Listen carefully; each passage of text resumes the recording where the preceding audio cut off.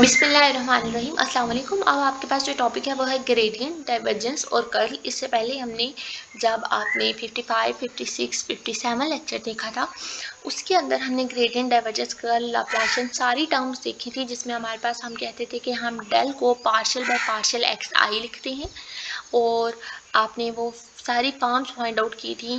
Curl के लिए हम एप्सिलॉन का सैंपल यूज़ करते हैं, परमुटेशन सैंपल यूज़ करते हैं।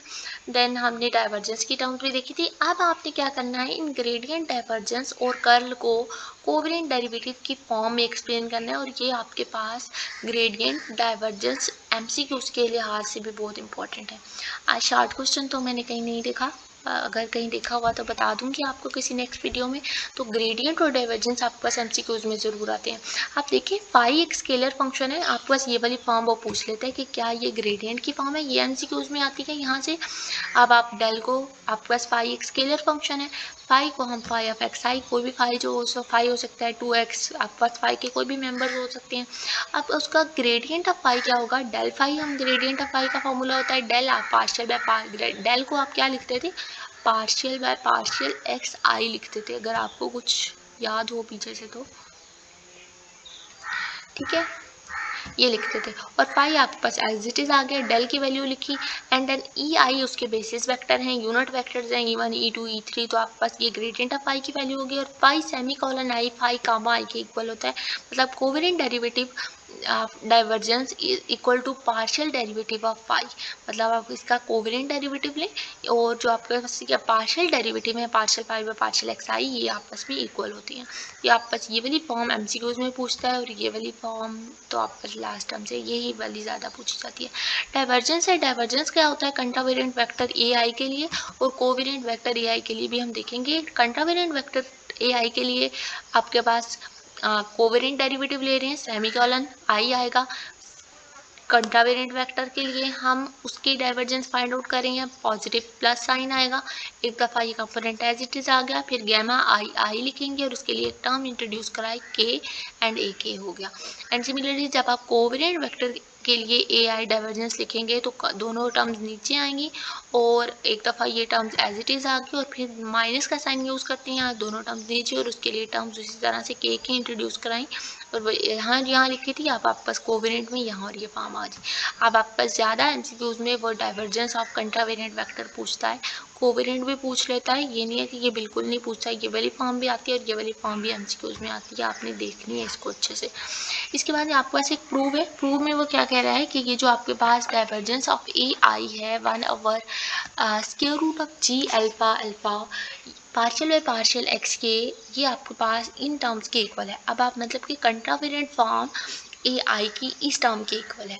तो कंट्रावेरिएंट फॉर्म अभी हमने देखी ए आई की क्या होती है, कम कंपोनेंट को एक दफ़ा एज इट इज़ लिखते हैं, देन हमने उसके लिए वो वाली फॉर्म एज इट इज़ लिखी, गैमा इंट्रोड्यूस कराया जब और के टर्म्स साथ में लिख दी। अब देखिए जब आपके पास ये जो गैमा आई के आई फॉर्म है, ये आपके पास Christoffel symbol of second kind का फॉर्मूला यहाँ पे बन सकता है। उसी तरह से आपके पास ये आई है, ये जे है, ये के है, बार बार कह रही हूँ फॉर्मूला एक दफ़ा देख लें साथ जाके, लास्ट टाइम भी बताया था।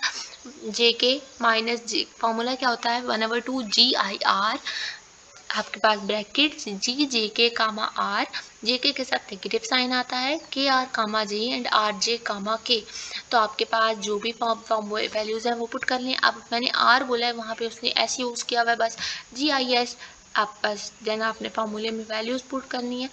आर जे कामा के था तो एस बस आई कामा के वैल्यूज़ पुट कर लें फॉर्मूले में, बार बार नहीं एक्सप्लेन करूँगी, आपने उस फॉर्मूले को एक दफ़ा जाके देख लेना है। अगर आप मैं आपको एक दफ़ा अगर कोशिश करूँ तो ओपन भी कर देती हूँ ताकि आप लोग कंफ्यूज ना हो। एंड देन आपने सिंपल ये गैमा आई को एक्सपेंड कर लिया। अब आप इसकी जगह पे ये वैल्यू पुट कर लेंगे आप यहाँ पे। And then we have to prove that कि अगर जी आई जे एक डायगोनल मैट्रिक्स है तो आपके पास सबसे पहले तो आपने इसकी फॉर्म ओपन कर ली है। आप देखें यहाँ पे ये सारे पार्शियल्स जो हैं वो किसके रिस्पेक्ट से आ रहे हैं, पार्शियल बाय पार्शियल एक्स के का लिखा उन्होंने।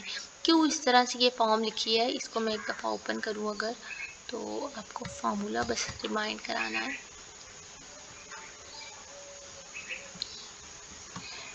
जस्ट अ सेकेंड, ये वाला फार्मूला है यहाँ पे। ओके, ये फार्मूले में आपने वैल्यूज पुट करनी है, अब आप इजीली कर सकते हैं।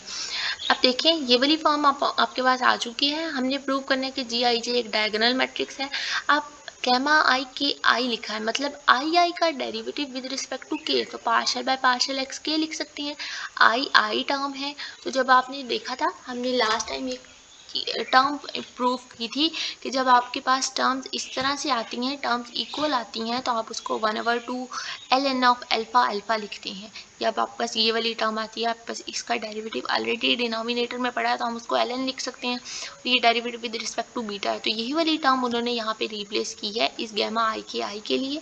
पार्शियल एक्स के 1/2 ln of g i partial by partial x के, आप देखें 1/2 है, इस जी आई की पावर में जा सकता है ये, मतलब इस जी आई का डेरिवेटिव पड़ा है यहाँ पे, इसको हम इसकी पावर में ले गए हैं 1/2 ln ऑफ जी आई। अब आपके पास देखें पार्शियल बाय पार्शियल एक्स के था, ln का फॉर्म ओपन कर सकते हैं आप यहाँ पे, मतलब आपके पास जब इसका लॉग लेंगे, इसके ऊपर लॉग पार्शियल ऑपरेट करेंगे, लॉग लिया जाएगा 1/√ऑफ जी आई हो जाएगा, partial of g i partial by partial x के हो जाएगा। ये फॉर्म करने के बाद अब हम अप्लाई करेंगे जो आपके पास ये वैल्यूज़ बन गई हैं अपने, आपके पास जो डाइवर्जेंस ऑफ ए आई का फॉर्मूला है यहाँ पे वैल्यू पुट कर देंगे, साथ में ए के एज इट इज़ आ जाएगा। गैमा आई को हमने और मोर फॉर्म में जो है वो चेंज कर लिया है, मोस्ट रिड्यूस फॉर्म में ले गए हैं। एक टर्म से हमने सेकंड टर्म इस टर्म में आए, फिर हमने इस टर्म से इसको स्क्वायर रूट में चेंज किया, फिर हमने इसके ऊपर पार्शियल डेरिवेटिव अप्लाई किया और अब बस टर्म जो है वो इस तरह से आ चुके हैं। आप देखें ये वाली फॉर्म बन चुकी है। आप इसके अंदर से ये 1/जी जो है वो बाहर निकाल लें, स्क्वायर रूट ऑफ जी आई। आप जब स्क्वायर रूट ऑफ जी आई बाहर निकालेंगे तो आपके पास ये वाली terms square root of g आई ए के गामा के एंड देन आपके पास ए के ये वाली term partial g i by partial x के। अब देखिए यहाँ से हमने इस टर्म को कॉमन लिया ना, तो यहाँ पे तो ये टर्म साथ में नहीं पड़ी थी, तो जब यहाँ पे कोई टर्म नहीं होती, जैसे आप अगर कंप्लीटिंग स्क्वायर में याद हो आपके पास 2x प्लस इस तरह की कोई टर्म होती थी, जब आप 2x + 1 और अगर मैं यहाँ से 2 कॉमन लेती थी जब, तो 2 बाहर चला जाता था और x + 1/2 फॉर्म हो जाती थी।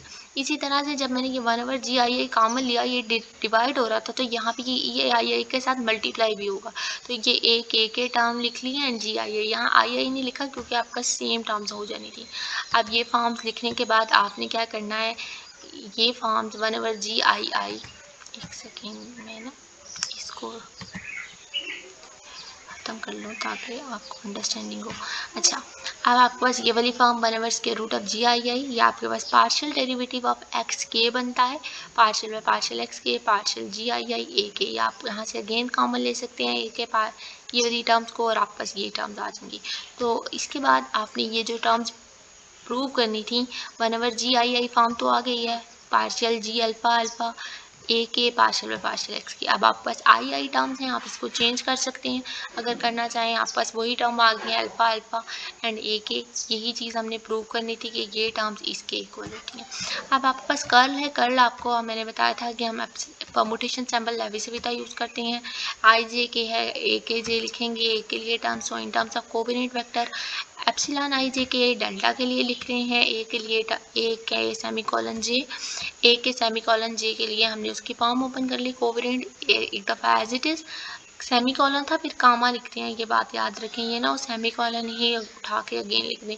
देन गैमा फॉर्म के लिए के लिए हमने टर्म्स जो लिखे हैं वो एस लिखे हैं, यहाँ पे ये वैल्यूज़ पुट कर दें, अगर कर लें तो ठीक है, अदरवाइज़ ये फॉर्म भी ठीक है यहाँ तक। और आपके पास ये कर्ल का आंसर आ गया। लाप्लाशियन में सिंपल जो डेल फाई आया था उसके ऊपर अगेन डेल ऑपरेट करते हैं, आपके पास डेल फाई था partial phi by partial x i e i, इसके ऊपर जब अगेन डेल ऑपरेट करेंगे तो डेल डॉट हो जाएगा और आपके पास बेसिस वेक्टर जो है वह यहाँ पे जब आप डॉट लेंगे उसका, तो बेसिस वेक्टर आई 1 हो जाएगा, जे भी 1 और के भी 1, या आपके पास E1 1 हो जाएगा, E2 1 हो जाएगा और E3 भी 1 हो जाएगा, इसलिए बेसिस वेक्टर खत्म हो जाएंगे और partial phi by partial x i semicolon i आपके पास लाप्लाशियन का आंसर आ जाएगा। तो होप सो आपको समझ आ गई होगी। आपने इसको इस वाले एग्जाम्पल को एक दफ़ा प्रैक्टिस कर लेनी है। आई थिंक सो आपके पास लॉन्ग क्वेश्चन आ सकता है या शॉर्ट आ सकता है, तो आपने इसकी प्रैक्टिस करनी है, देन ये सॉल्व होगी। तो अभी तक के लिए इतना ही। अल्लाह हाफिज़, थैंक यू।